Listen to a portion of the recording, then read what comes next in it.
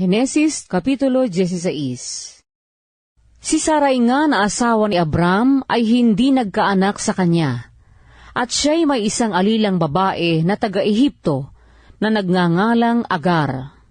At sinabi ni Sarai kay Abram, "Narito ngayon, ako'y hinadlangan ng Panginoon na ako'y magkaanak. Ipinamamanhi ko sa iyong sumiping ka sa aking alilang babae. Marahil ay magkakaanak ako sa pamamagitan niya." At dininig ni Abram ang sabi ni Sarai.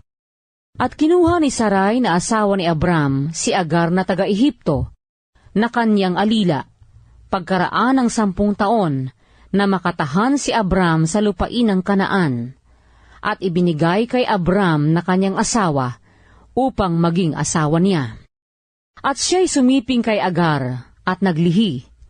At nang makita niyang siya'y naglihi, ay niwalang halagan niya ang kanyang Panginoong babae sa kanyang paningin.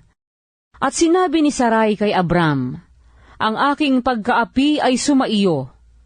Idinulot ko ang aking alila sa iyong sinapupunan." At nang makita niyang siya'y naglihi, ay niwalan akong kabuluhan sa kanyang paningin. Ang Panginoon ang humatol sa akin at sa iyo. Datapwat sinabi ni Abram kay Sarai, "Narito, ang iyong alila ay nasa iyong kamay. Gawin mo sa kanya ang iyong minamagaling sa iyong paningin." At dinuwahagi siya ni Sarai, at si Agar ay tumakas mula sa kanyang harap.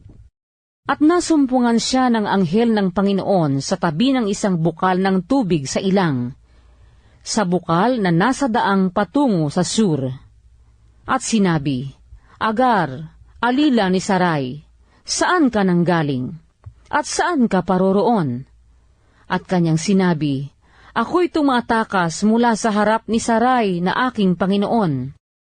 At sinabi sa kanya ng anghel ng Panginoon, "Magbalik ka sa iyong Panginoon, at pahinuhod ka sa kanyang mga kamay." At sinabi sa kanya ng anghel ng Panginoon, "Pararamihin kong mainam ang iyong binhi, na hindi mabibilang dahil sa karamihan." At sinabi sa kanya ng anghel ng Panginoon, "Narito't ikaw ay nagdadalang tao, at ikaw ay manganganak ng isang lalaki, at ang itatawag mo sa kanyang ngalan ay Ismael, sapagkat dininig ng Panginoon ang iyong kadalamhatian. At siya'y magiging parang asnong bundok sa gitna ng mga tao. Ang kanyang kamay ay magiging laban sa lahat, at ang kamay ng lahat ay laban sa kanya, at siya'y tatahan sa harap ng lahat niyang mga kapatid.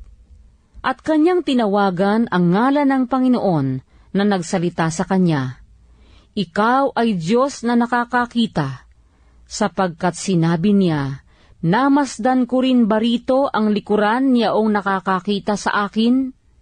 Kaya't nginalanan ang balong yaon, balon ng nabubuhay na nakakakita sa akin. Narito, ito'y nasa pagitan ng Kades at Bered. At nanganak si Agar ng isang lalaki kay Abram, at ang itinawag ni Abram na pangalan sa kanyang anak na ipinanganak ni Agar ay Ismael. At si Abram ay may 86 na taon nang ipanganak si Ismael ni Agar kay Abram.